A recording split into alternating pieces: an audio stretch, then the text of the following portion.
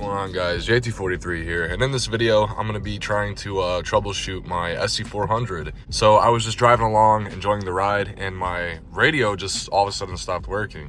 Radio is this middle section right here. Up top is all like your temperature controls and stuff. Can't power on at all, and I can't even take my Bluetooth cassette player out at all, and it went out of nowhere. It was literally mid-song and it just stopped working. I can't get power to it or anything like that. So in this video, I'm going to be trying to troubleshoot it and see what the problem is. And hopefully, if you're having the same issue, this can help you out. So I'm currently just trying to drive to find a good spot to try and diag this. So there is a couple things that could be going on here. It could be a fuse that just popped, and I'm kind of leaning towards the fuse because of how abrupt it kind of just, stopped working and it just kind of like popped off. There's also an amplifier in the back. Now, this guy the previous owner did have a aftermarket radio installed way before I bought the car. So it uses the same Lexus hardware and plugins, but it's a completely different speaker setup. It's more updated, so it doesn't sound like it's from the 90s, if that makes any sense. But it could be something with the amp. Maybe the amp just jiggled around a little bit and it shook something loose. Or the worst thing that you could possibly be having is a faulty wire/wire connection in the actual harness itself from the radio to the connection, which that's worst case scenario. I'm hoping that's not it, because you would have to pull the whole dash apart. You would have to really, it would become an investment. Investment meaning something that seems really small turns into something really fucking huge. And this car's out a couple months because you're trying to diag wires.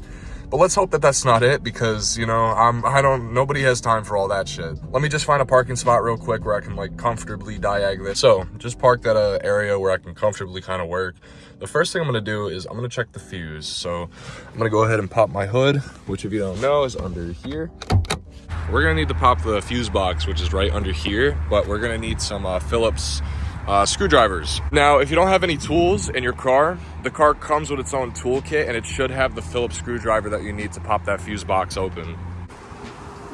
First and foremost, I'm gonna feel the carpet to see if it's wet, just to see if the amp could have gotten wet. And I'm not really feeling anything wet, so I don't think my amp got soaked and it killed itself. I don't think that happened. But anyway, to get to those Phillips screws, let me move all this out the way. You're gonna simply lift up on this little tab right here. You're just gonna lift up, and your toolkit should be right in this pocket right here. Now, granted, my car is a 93, and it's completely bone stock OEM, so the owner never took this out, or probably never even used it, to be fucking honest with you. In your kit, all you're gonna need is the screwdriver right here. You're just gonna take these two nuts off.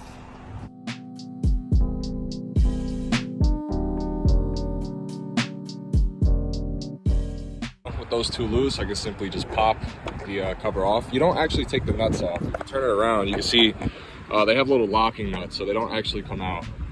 But now that we have this off, I'm gonna take a quick look at this diagram to see which one's the radio fuse. So after looking at this quick fuse diagram, you can see that 20A is radio. So if we go to the actual fuses itself, you can see right here, yellow, 20. So if I flip this around, you see that 20 is radio. So I'm gonna grab the little fuse pickers that Lexus gave us. Sorry about the shakiness of the camera, bro. This is abrupt and I don't have my tripod with me, but I wanted to record the process anyway. But I will grab my fuse picker and I will just kind of grab the fuse and see what we got going on. So you can see right there, you can see the little split in the middle of the fuse, that this fuse has popped.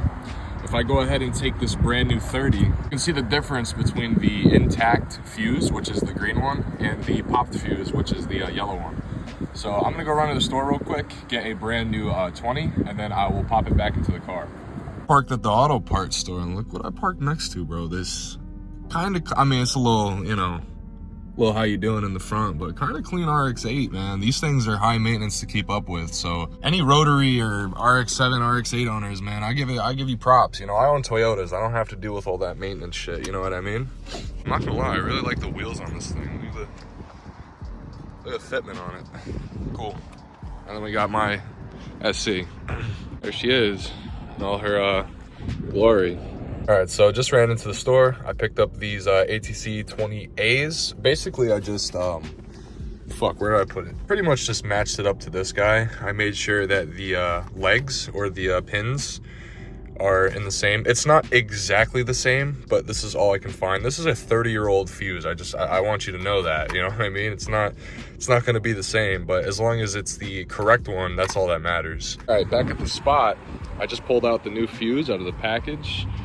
I'm just going to simply plug it in and we'll see if it works. So we have 20 here. I'm just going to plug it right into there.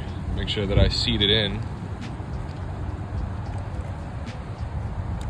Just like that. There it is, the new 20. You can tell that these are original too, because look at the old font versus the new font. So these are on original fuses. But now that that's plugged in, let's see if my radio works. So, moment of truth, I'm gonna put my key in.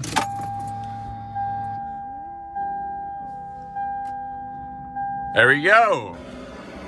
Okay, hold on. It's my radio just... That was amazing to watch, bro. Let's see if I can pull out my Bluetooth. And I can, look at that. All right, let's turn it on real quick. I forgot that I can't play music while recording, but let's see if we can hear it turning. And you can hear it turning. And there it is, it's on. Thank fucking God, bro, because I'm not gonna lie, I was getting worried that it might have been an amp issue, something like that, but it just ended up being a fuse. My radio is now working again. That's pretty much it. If you did enjoy the video, or if it just helped you out in any other way, please like, comment, subscribe, and I'll see you later.